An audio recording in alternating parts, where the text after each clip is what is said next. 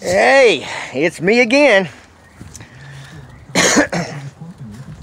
I tell you, I'm getting it done, man. I'm getting it, I got the bed all cleaned out, got all the trash out of it.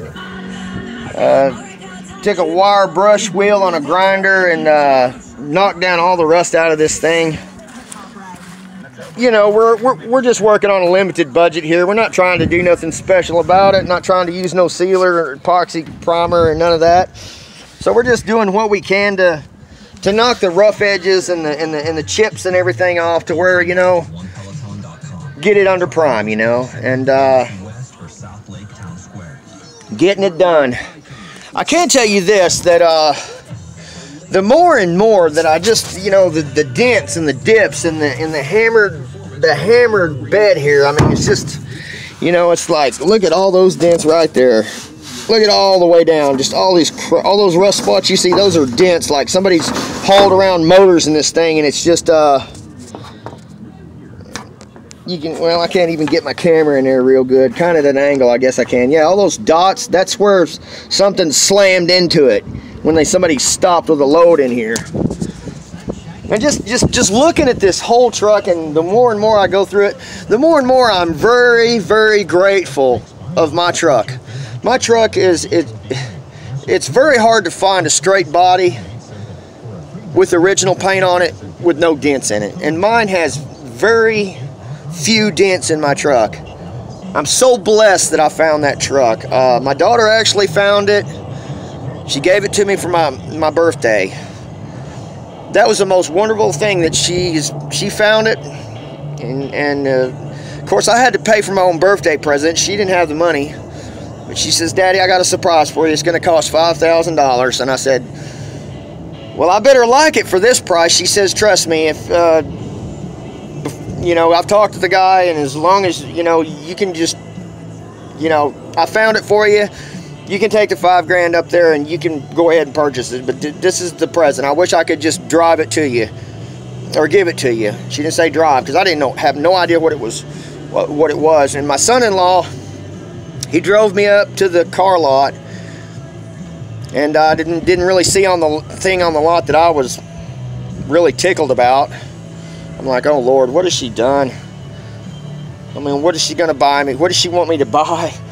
And then we went to another storage lot, and that's when I seen my truck for the first time. I was so happy. I jumped in my son-in-law's arms and I actually wrapped my legs around him and kissed him on his cheek. He was freaking out on me, like, no, you know, he was stiff as a board. He didn't know what to think.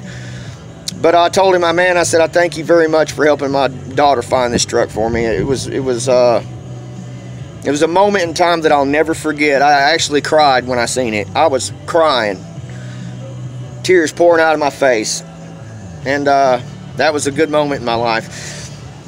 But anyway,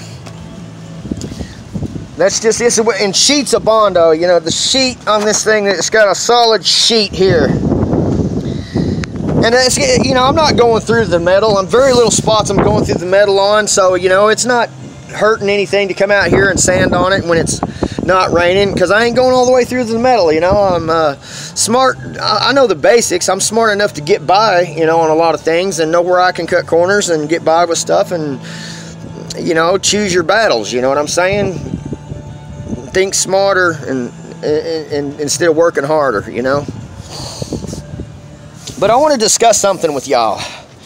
You know how sometimes people, they always try to, in my past, I've always had a problem with buying cheap air tools and cheap compressors and trying to get out there and do a little bit of work, and you wait for the compressor to pump up for about 20 minutes, and then you do about 3 or 4 to 5 minutes worth of work, and then you got to go and wait for it to pump up again, and it's very frustrating because you can't keep a flow of work going, and it takes long. It's like kicking yourself in your rear end. You know, after a while it gets old and very frustrating.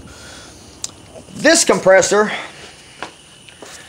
I thought we was going to have some problems with it. I didn't figure, you know, when I first seen this compressor, I thought, oh my Lord, this thing ain't going to do the trick, you know, because I've been in the same situation and tried to use one of these and didn't have too much luck with them. And so I've always did this. I've taken an air compressor like that and put a hose and used this as a storage tank. You know, a tank like this.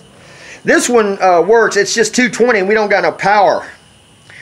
And so he's got everything here, and we're just, you know, we're trying to keep from, you know, for now, we just want to get this job done. Don't want to have to go back to square box one and try to hook wires up and waste a lot of time. So we was just going to take a hose and run to this tank and then run another hose out, you know, run in line this tank with the system.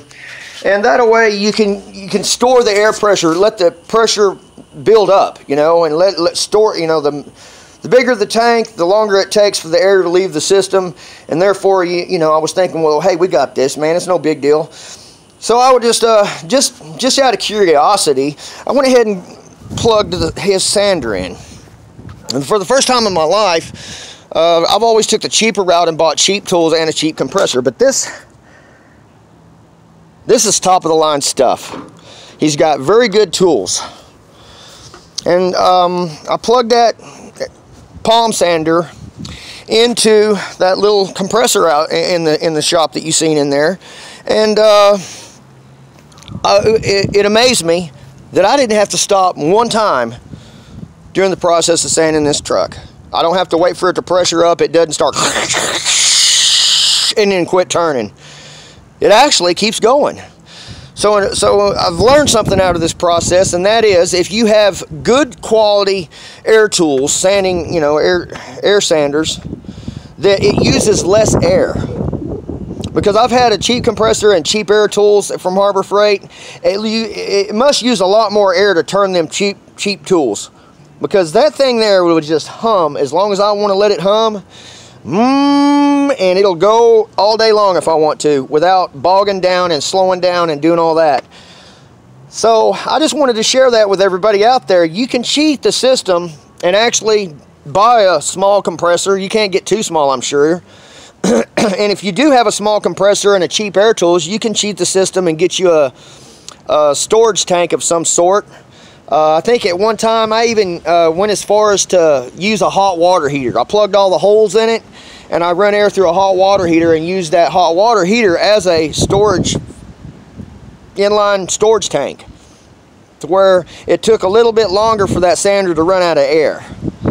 And it helped out, believe it or not. Man, I'd had a channel back in the day. If I showed some of the jury rigging stuff I did in my past, some people would just, they would walk up on me and go like, "What are you doing?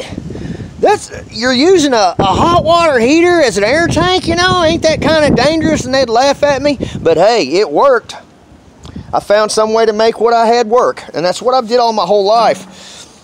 But being able to use this guy's tools and be around here, and look at this beauty. Let's see if we can get a glare off this paint. Look how pretty that paint is. It needs to be, it's dusty. You see my reflection in there. It's black paint with blue pearl in it. And at night it looks black, and during the day out in the sun, it's got a blue kind of a tint to it, you know. Looks like a deep blue color. And he's going to start putting that thing together, and we've become friends. He met me on my channel, and he called me up, and I just find it so much of an honor and an experience to come over here and see his beautiful projects that he has going. He's got every piece that he needs to go to that Camaro. I believe it's a 67 Super Sport. And he loves it, man. He's got every piece that he needs. He's saved it one piece at a time, worked hard for his money, and just bought piece at a time. And just, he's got like 3 or 4 different sets of rims that he's gonna put on the thing. You know, he hadn't made his mind up which ones to use. He's got, you know, upgrade fuel cells. He's got a 383 stroker under wraps on the motor stand over there that's been completely rebuilt. He could probably tell you more about that than I can, but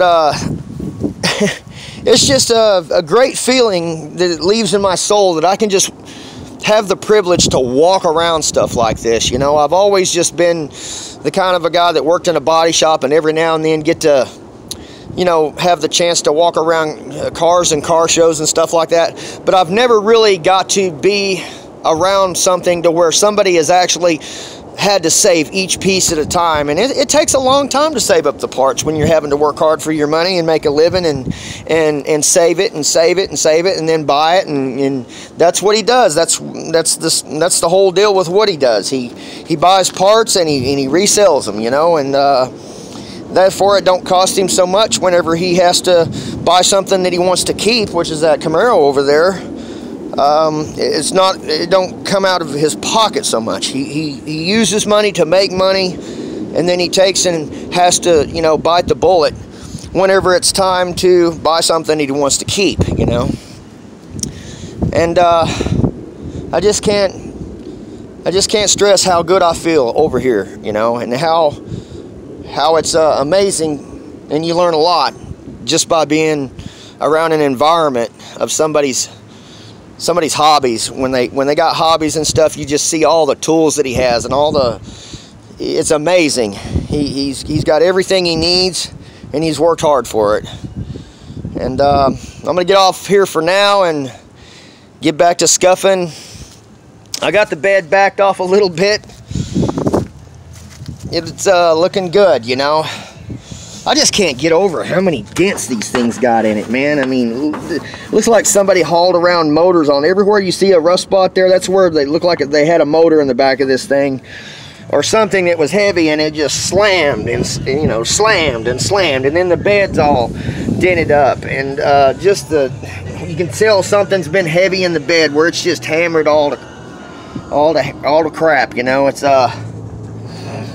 but little by little, I had to get the bed cleaned out and get it all knocked down and get it ready. Keeping my nose to the grind. Time to quit taking this break that I'm taking and get back to doing something that's going to be productive. Anyway, catch y'all later, man. Probably catch you tomorrow. Do a little bit of something. I don't know.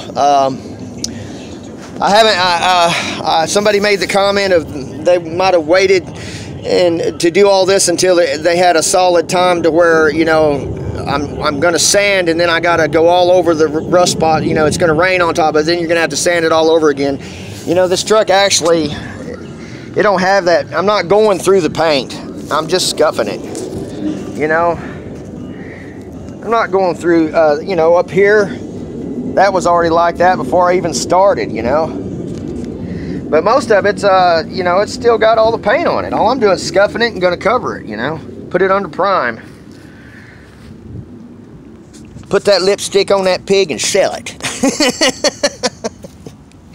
Anyway, I'll catch y'all later, man, and y'all be good. Limster out.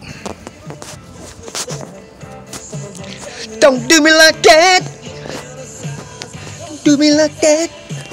Don't do me like that.